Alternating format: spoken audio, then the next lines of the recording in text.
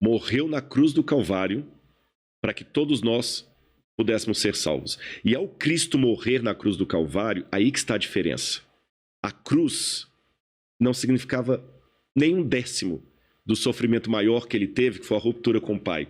Quando ele falou em aramaico, Elahi, Elahi, lama sabachthani, Deus meu, por que me desamparaste? O Cristo estava ali naquele momento, rompendo com o Pai, rompendo com a divindade. Ele estava sofrendo naquele momento ali, no sentido mais elevado da palavra, o caos do que é o significado teológico da palavra inferno. Inferno significa a ausência absoluta de Deus. Então Cristo ali experimentou a morte por todos. Ele sentiu uma ausência de Deus naquele momento? Absoluta, totalmente. Por quê? Porque ele tinha que ter a morte que eu e você e todo mundo que está assistindo a gente ele tinha que entender. Estava condenado. Não era entender, ele morreu no nosso lugar. A lei exigia o seguinte. Lembra a comparação que eu fiz do rei? Mas ele sendo Deus, ele não sabia que o Pai estava com ele? Sabia. Só que Jesus não brinca com os dados. Vamos começar aqui. Qual que era a lei de Deus que foi infringida? A lei diz que aquele que pecar deve morrer, que se a gente infringisse, nós descobriríamos o que é a morte. Não existia morte no universo. A morte vem no pacote da ausência de Deus. Tá certo? E essa morte que nós temos, que amanhã eu posso virar alimento para verme, você também... Essa morte ainda não é a morte eterna.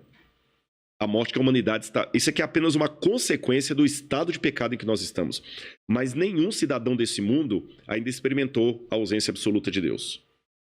Aí o que acontece? Para que ninguém precise experimentar, alguém tinha que morrer. De maneira absoluta. Mas aí você faz uma pergunta que realmente me leva a uma reflexão teológica. Se Cristo é Deus... Como ele podia passar por isso? Como pode um Deus eterno sinceramente morrer? Se ele é Deus? É muito simples. Já que imaginar não paga imposto, eu vou imaginar que eu tenha um Porsche do mais caro, daqueles que em Miami tem um monte na rua, sabe? Sim. Que um dia até botei no Instagram assim, vendo um Porsche. Só que eu estava vendo um Porsche.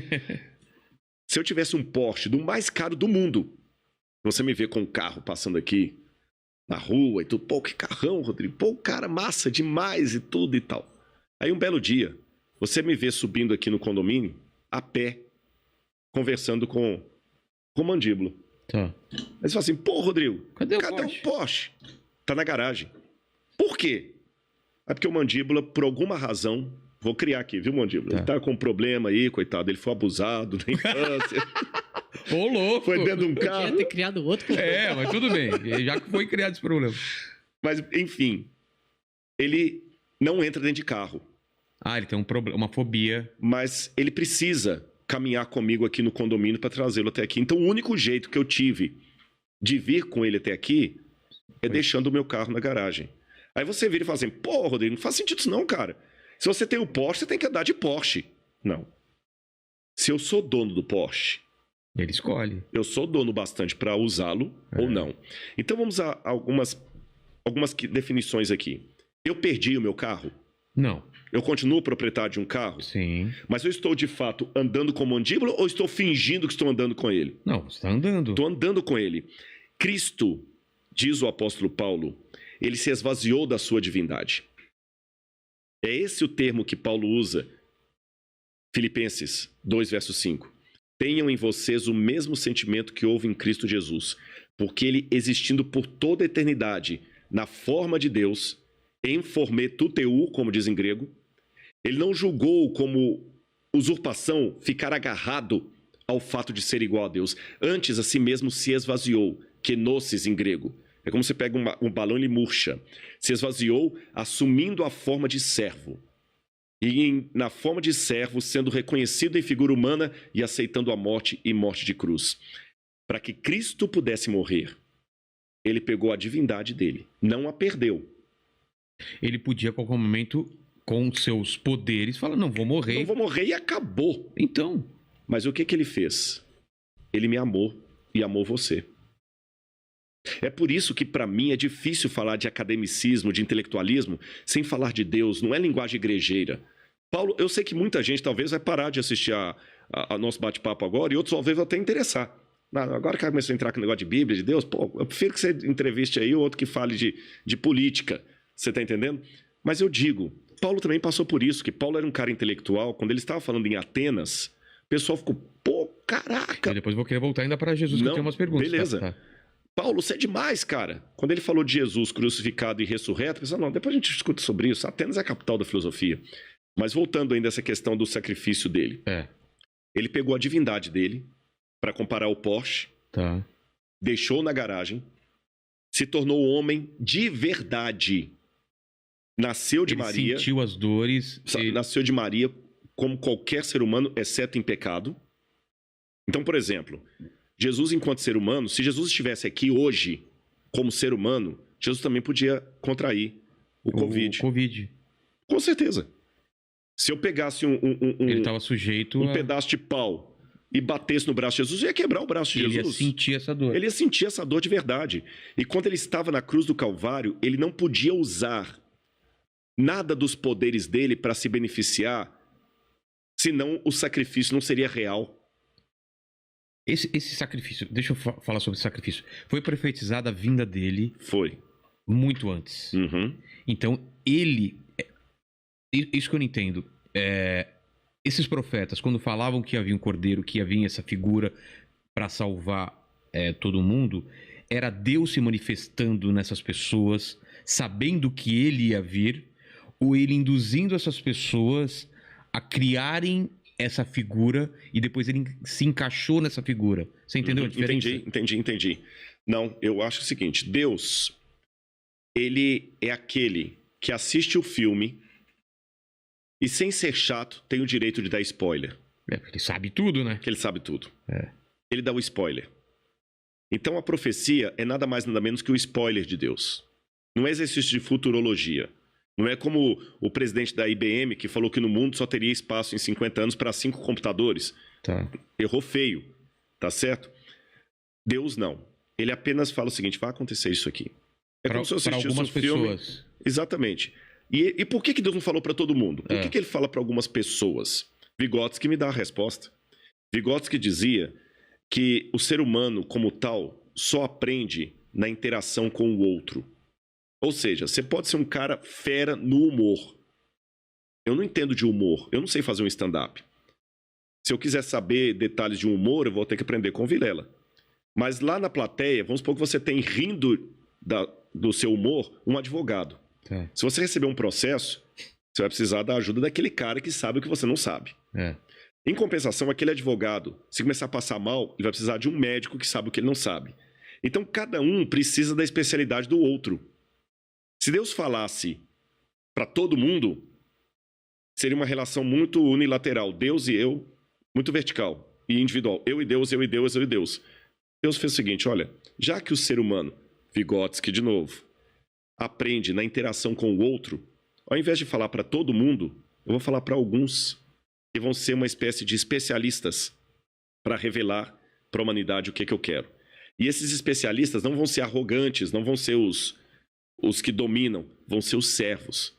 Aí que vem Isaías, Jeremias, Lamentações, e eu digo para você, eu tenho argumentações históricas para acreditar na profecia, porque veja bem, profecia bíblica, eu não vou ter tempo aqui hoje para a gente explorar isso, quem sabe no futuro, alguma vez, mas uma coisa que eu quero deixar claro para o pessoal, para a galera que está assistindo a gente, Vilela, profecia não é música de Roberto Carlos quando você está na fossa, qualquer uma conta a sua história. Tá bom? Profecia é muito específico. Tá bom? Eu tenho, por exemplo, a profecia de Ezequias. Ezequias é um livro que foi escrito no 7º século antes de Cristo. E quando Ezequias era o rei. Ezequiel, quando foi escrito, havia até um professor de Yale que dizia, não, isso aqui é um livro do período do 1º século, a invenção, não teve nada do que Ezequiel falou, nem cativeiro dos babilônios, nem nada. A arqueologia provou todo o livro de Ezequiel. Houve o cativeiro, o livro é da época que ele fala, etc, etc, etc.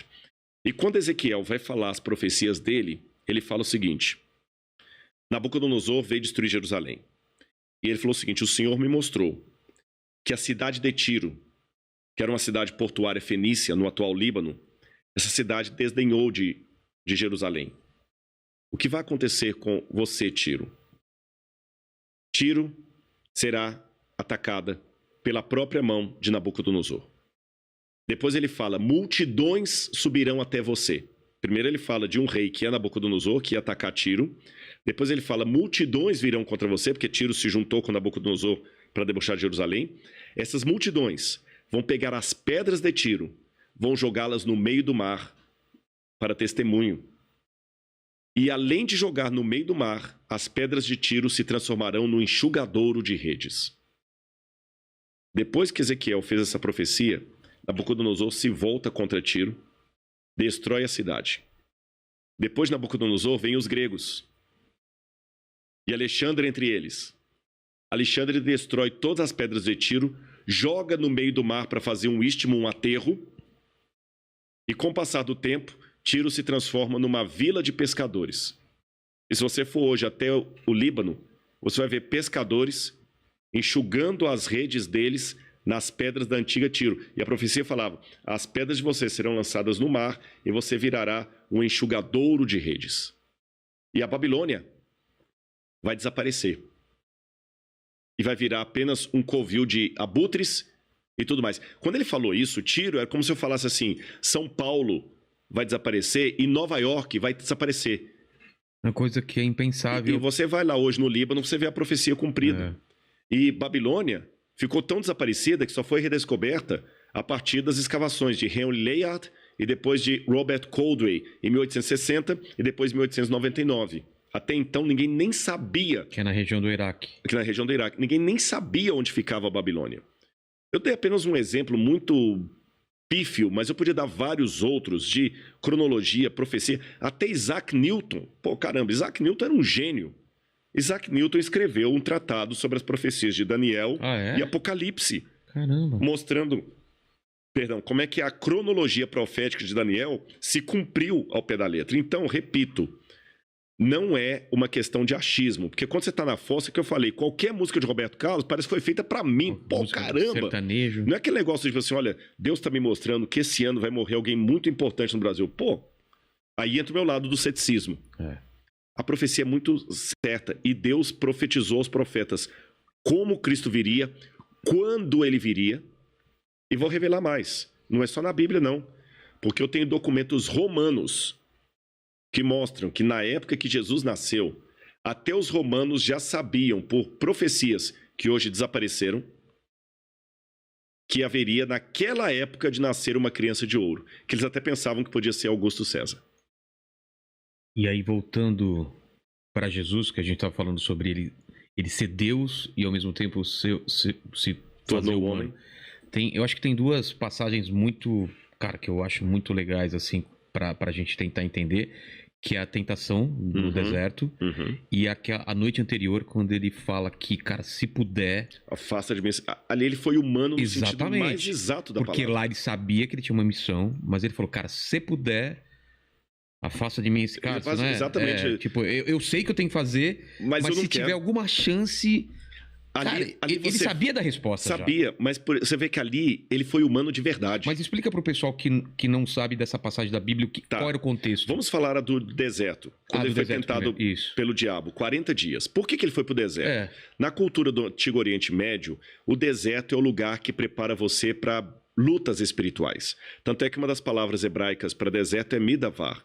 Midavar significa lugar da palavra. Mas lugar da palavra no deserto é porque é o único lugar silencioso bastante para você ouvir o seu pensamento, ouvir a voz de Deus. Então, o deserto... Conversa com beduínos. Eu já dormi em deserto. Realmente uma sabedoria muito grande. Jesus foi para o deserto e lá o diabo apareceu e o tentou. Em momento algum dos 40 dias, ele usou o poder dele para se livrar dos problemas, nem para vencer o diabo. Ele usou a palavra de Deus e a promessa de Deus.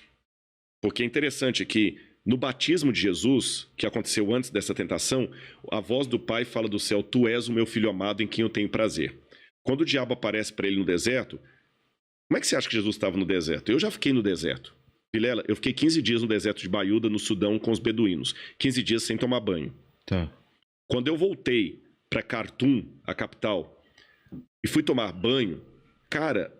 eu ficava esfregando a cabeça assim, ficava saindo uma água que ela começou igual um chamate, assim, e não parava, aquela coloração. A roupa que eu usei não valia mais nada. Então imagina Jesus, 40 dias ali, Jesus devia estar cadavérico, fétido, com mau hálito, cabelos desgrenhados. É lógico que o diabo... Faminto. É lógico que o diabo não apareceu para ele de chifre, tridente, como a Idade Média pintou. Ele deve ter aparecido para Jesus como um ser de luz. E ele falou assim, se você é mesmo filho de Deus, faz essas pedras virarem pães. Ele quis colocar em Jesus dúvidas sobre quem ele era. Peraí, eu vou te provar que eu sou. Porque, na verdade, todo ser humano é assim, né? A gente não quer aceitar humilhação. Pô, é aquele negócio, eu peço a Deus que me dê paciência, que se ele der uma arma eu vou virar assassino. Então, quer dizer, a gente não quer levar o desaforo para casa. Jesus não venceu o diabo com o poder divino que ele tinha. Ele venceu o diabo com o caráter divino que ele tinha. Quando ele estava lá no jardim do Getsêmani, como ser humano, o pai falou, você vai assumir a função de filho, você vai machucar, você vai ser traído, vai sentir tudo que todo mundo sente. Tudo bem. E ele sentiu. Ele sentiu na pele ali a mesma agonia que a mãe sente quando o filho chega em casa com overdose e ela tem que correr com ele para o hospital para tentar salvá-lo da overdose. Ali ele estava sentindo a mesma agonia que a menina estuprada sente. E alguém pode falar, peraí, Rodrigo, para de bobagem. Rodrigo, Jesus não foi estuprado, ele não foi pai de... Vilela, não importa se é dor de cabeça ou dor de dente, dor é dor. Eu posso não estar com a sua enxaqueca, mas se eu estou com um problema no trigêmeo aqui, que é uma dor que dá vontade de suicidar, eu posso falar que eu te entendo. Então ele sentiu a dor da humanidade na base. Naquele momento, como ser humano, que ele encarnou mesmo, ele não fingiu ser ser humano, no exemplo que eu dei aqui com a mandíbula, ele estava andando a pé mesmo com a gente. Ele falou, pai, eu não vou aguentar. Pai, se possível, afasta de mim esse cálice, eu não vou dar conta. Você acha que ele teve dúvidas? Naquele momento, como ser humano teve. Por quê? Porque uma das coisas que ele teve que deixar na garagem foi justamente a onisciência dele. Tanto é que quando perguntaram quando é que o senhor vai voltar, ele falou, esse dia ninguém sabe. Nem os anjos, nem o filho, somente o pai. E o filho não pode saber nada dele mesmo se o pai não revelar. Então ele deixou ele deixou a onisciência, a onipresença, a onipotência, tudo na garagem. Os milagres que Jesus operou são milagres que outros homens de Deus também operaram. Ele ressuscitou Lázaro. Tá, mas o profeta Elias também ressuscitou o filho da viúva de Sarepta e multiplicou o pão lá para a viúva de Sarepta. Eliseu ressuscitou o filho do casal lá. Ah, tá, Jesus andou sobre as águas. Moisés abriu o Mar Vermelho. Então o que Jesus fez foi como um homem pela fé em Deus Pai. É lógico que houve momentos em que a divindade brilhou pela humanidade, como, por exemplo, quando ele transfigurou no monte, que a tradição, a Bíblia não diz isso, a tradição chama de Monte Tabor. Mas no dia a dia, Jesus tinha que suar para ter o pão dele. E naquele momento ali do Getsêmani... O que ele fala mesmo? Ele fala, pai, se possível, afasta de mim esse cálice. Contudo, não seja feita a minha vontade, mas a tua vontade. E ele estava se sentindo tão sozinho que ele pediu até 3 discípulos para orarem com ele. E é interessante que a palavra gat, em hebraico, significa prensa. Gat, prensa em hebraico. Shemanim significa azeite. Então, gat shemanim é a prensa do azeite. Jesus estava num lugar onde várias azeitonas eram imprensadas para sair o azeite puro. Azeite. Ele também estava sentindo a alma dele prensada. A gente chama de Getsemane, né? Gat shemanim em hebraico. Ele estava sentindo a alma dele prensada. Mas aí por que ele podia ter desistido? Não, você quer acabar, já acaba agora. Mas o que não fez Jesus desistir? Aí, Vilela, é aquilo que eu não tenho como provar. Até aqui eu estava falando como acadêmico, provas arqueológicas, históricas, alucumbrações filosóficas, mas essa é a parte que eu não posso provar. É a parte que eu posso testemunhar. E testemunho não se prova. Tá bom? O pessoal que está assistindo a gente em casa, se você falasse comigo assim, Rodrigo, essa água que eu estou colocando aqui no copo é uma água do derretimento da neve do Himalaia. É a água mais pura do mundo. Tem uma água dessa, né? Parece que uma garrafa dessa água custa $5.000. É mais caro do que um vinho importado. Se você falasse assim, tem gosto de água, mas se você falasse assim, Rodrigo, ela tem um gosto diferente. Vamos supor, só para ilustrar. eu ia falar assim, Vilela, tem mesmo. Pessoal, essa água é diferente. Não adianta do outro lado da tela, lá com o smartphone, no tablet, onde quer que cada um esteja assistindo, falar, tá, mas me prova o gosto dessa água. Não tem como provar, não tem. É uma experiência. Me dá uma equação, não tem como. A única coisa que eu posso falar para você que está em casa é o seguinte, é deliciosa. Experimente você também. Com Jesus...